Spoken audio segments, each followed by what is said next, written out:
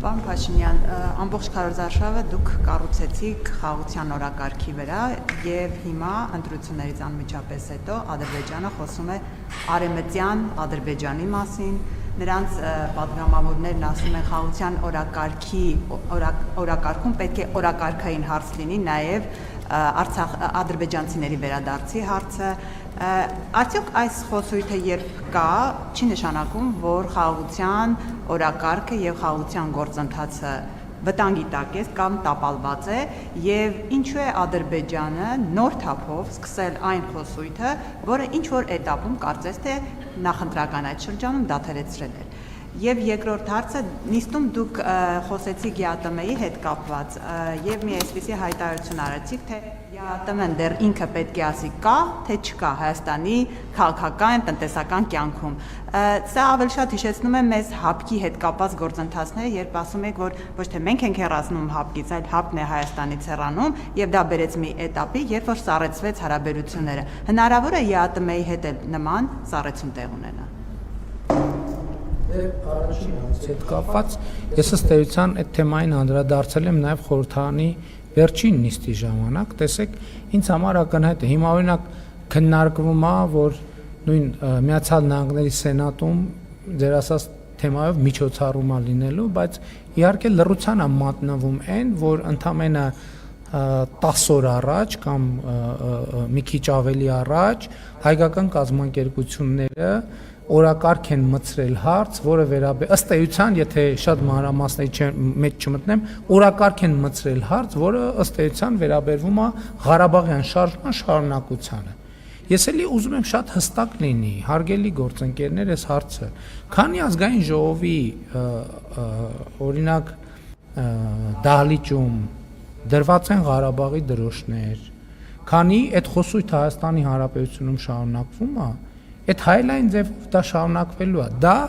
ընդամենը մեկը մյուսին պայմանավորող գործոն է։ Չէ,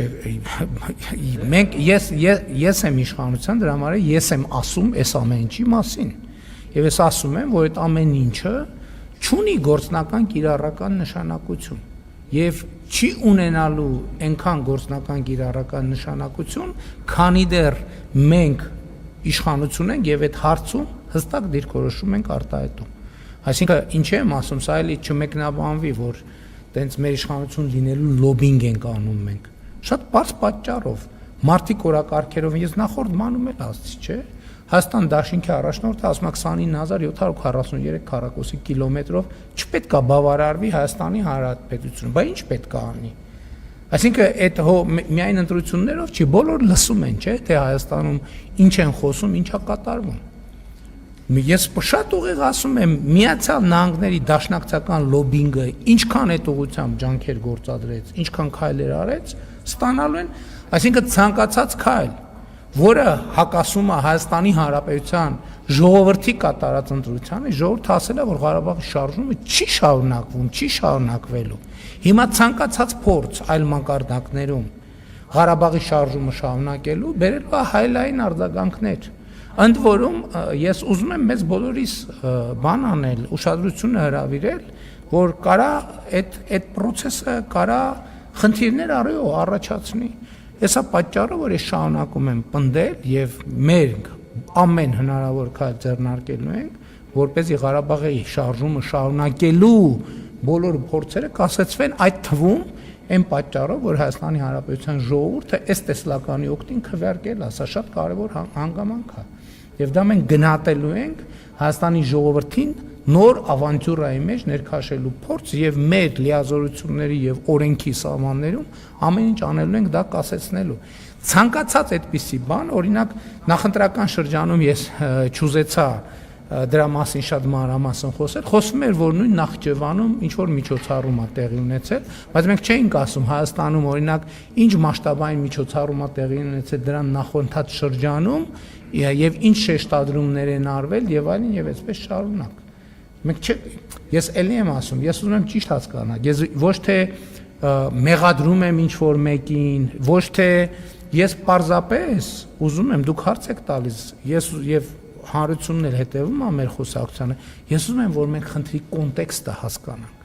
հասկանանք պատճառահետևանքային կապերը։ Ընդ որում ասում եմ, այդտեղ այդ բանն էլ անիմաստ, ով առաջինը սկսեց, ով երկրորդը սկսեց։ Որովհետև դրա սկիզբն էլ այդ նույնն է, թե գնանք փորձենք հասկանալ Ղարաբաղի շարժումը, ոնց սկսեց, ով էր ճիշտ, ով էր սխալ եւ այլն եւ այլն։ Այսինքն ամենամեկնարկի կետը դա չենք գտնի, եթե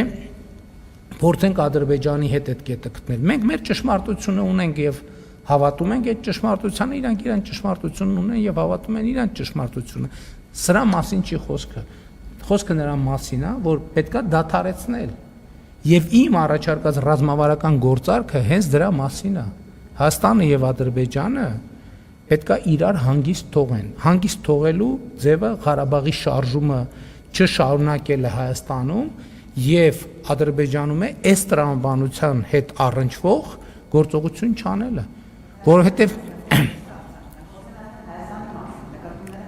չէ, բայց այդ եմ ասում, բայց մենք խաղաղության համաձայնագիր ենք, չէ՞ նախաստորագրե, որտեղ ասել ենք, որ Ալմաթայի հռչակագրի հիման վրա ճանաչում ենք միմյանց տարածքային ամբողջականությունը, ինքնիշխանությունը, քաղաքական անկախությունը։ Հիմա հարց է հնչում, Հայաստանի Հանրապետությունը այս իրոք ճանաչում է,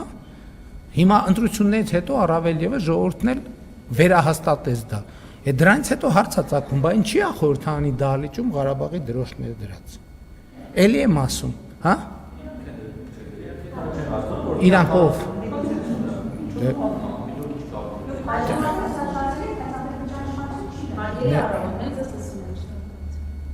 Հարգելի գործընկերներ, ես չեմ վիճում ձեզ հետ։ Ես չեմ վիճում ձեզ հետ, որովհետև, այսինքն ժանրը դա չի։ Եթե պետքա բանավիճենք, բայց ես ձեզ ներկայացնում եմ հարցի կոնտեքստը։ Ձեր մնացած հարցերը արդեն դրանից բխող բանավեճի թեմաներ են, բայց ես առաջարկում եմ այսօր չմտնենք դրա մեջ։ Շնորհակալություն։ Հա, ԵԱՏՄ-ի հետ կապված ես այսօր կառավարության նիստում ձեր հարցին պատասխանեցի առանց ձեր հարցը լսելու։ ԵԱՏՄ-ն ինչ է, ԵԱՏՄ-ն 4 սկզբունք է՝ ապրանքների, ծառայությունների, աշխատուժի եւ ֆինանսների ազատ հոսք։